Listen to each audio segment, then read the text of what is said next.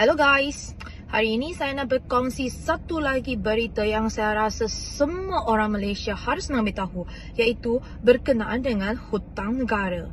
Tahukah anda semua bahawa hutang negara sekarang dah mencecah 1.22 trilion? 1 tahun yang lepas, Perdana Menteri Anwar Ibrahim baru sahaja berjanji bahawa hutang negara tidak akan bertambah. Kita kata jangan hutang lagi. Kerana hutang tu siapa akan bayar?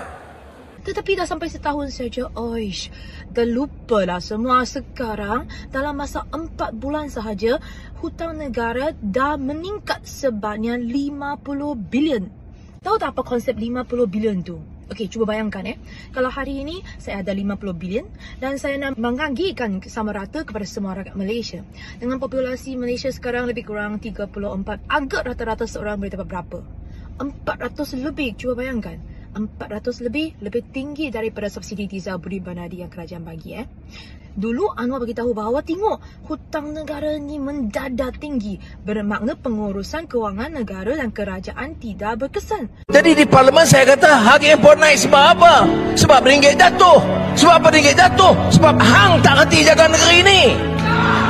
Sekarang dah jadi Menteri Kewangan, dah jadi Perdana Menteri, tetapi hutang negara tetap bertambah.